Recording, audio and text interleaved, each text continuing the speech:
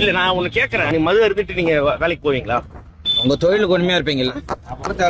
இல்ல இல்லங்க, நீங்க கேட்கும் போது எனக்கு கோவம் வருது. இல்ல இல்ல நான் அப்படியே ஃபுல் டே நிப்பாங்களா?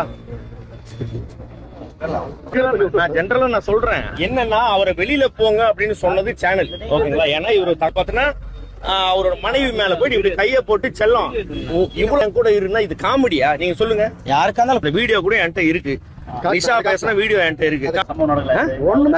இல்ல தங்கம், நான் ஒரு நாளைக்கு 18 மணி நேரம் நிப்பேன்.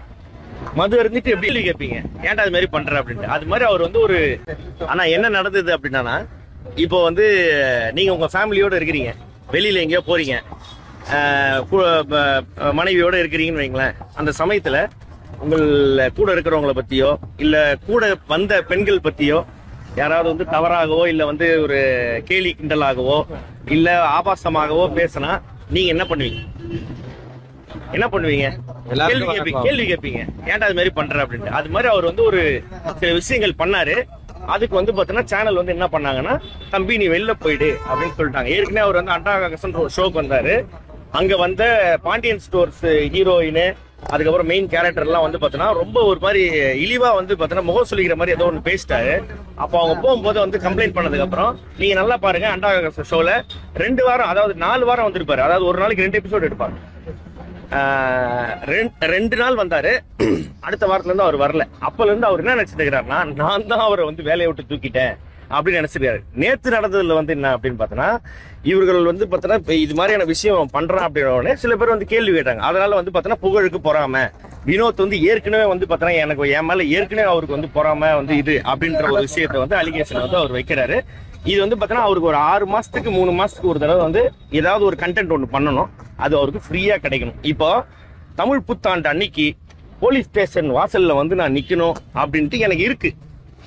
ஏன்னா இது மாதிரி கர்மம் பிடிச்சவனங்கள்லாம் வந்து பார்த்தோன்னா நம்ம வந்து என்கரேஜ் பண்றோம் அப்படின்றது வந்து பார்த்தோன்னா எனக்கு தோணுது. மற்றவங்களுக்கு தோணுனா எனக்கு வந்து சந்தோஷமா இருக்கும்னு நினைக்கிறேன். அவ்வளவுதான் சார். இல்ல சார், நீங்க வந்து மது அருந்திட்டு அவர் தாக்குனதா சொல்லி குற்றச்சாட்டு வைக்கிறேன், அதுக்கு வரீங்க? இல்ல நான் ஒண்ணு கேட்கறேன், நீ மது அருந்திட்டு நீங்க வேலைக்கு போவீங்களா? உங்க தொழிலுக்கு உண்மையா இருப்பீங்களா? நான் ஒரு நாளைக்கு 18 மணி நேரம் நிப்பேன். மது அருந்திட்டு எப்படி அப்படியே ஃபுல் டே நிப்பாங்களா? இல்ல இல்லங்க, நீங்க கேட்கும் போது எனக்கு கோவம் வருது. இல்ல இல்ல நான் ஜெனரலா நான் சொல்றேன் என்னன்னா, அவரை வெளியில போங்க அப்படின்னு சொன்னது சேனல், ஓகேங்களா? ஏன்னா இவரு தகாத வார்த்தைகள் பேசிருக்காரு, பெண்களை பத்தி வந்து தவறா பேசுறாரு.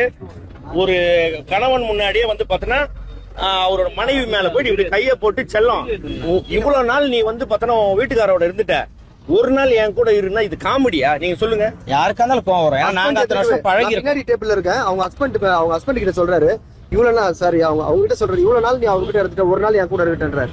இதனால வந்து பிரச்சனைகள் தான். பெண்கள் கிட்ட ஆபாசமா பேசுறது, சமுதாய ரீதியா குப்பம் சேரின்ட்டு பிரிச்சு பேசுறது, எப்ப பாரு அவர் மைண்ட்ல வந்து ஒரு கேவலமான ஒரு எண்ணம் இருக்குது, சாதி பாகுபாடு எண்ணம். உண்மையிலேயே வண்டவாளத்துல சொல்லிட்டோம். அவங்க வந்து பாத்தீங்கன்னா அவங்க விசாரிக்க போறாங்க, மத்தவங்க எல்லாரும் விசாரிக்க போறாங்க. இப்ப நான் வேணும்னா கூட நான் ஒரு வீடியோ காமிப்பேன். நான் ஒரு விஷயம் சொன்னேன்ல, அந்த வீடியோ கூட என்கிட்ட இருக்கு, நிஷா பேசின வீடியோ என்கிட்ட இருக்கு, காமிக்கிட்டுங்களா?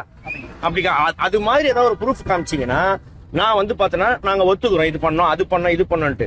நீயா வந்து வாயை வச்சு நீ 7 இதை இழுத்து விட்டுட்டு இதோ இங்கதான் இருக்குது இப்படி நடந்தே வந்திருக்கிற, அப்படி நடந்தே வந்துட்டு இவரை போட்டு டார்ச்சர் பண்ணிட்டு இப்ப இது போனா, இதுல வந்து பாத்தீங்கன்னா இருந்தது வந்து பாத்தீங்கன்னா 28 ஆர்டிஸ்ட் ஜட்ஜஸோட சேர்த்து 30 பேர். அவனுக்கு ஞாபகம் இருக்கு 4 பேர் தான்.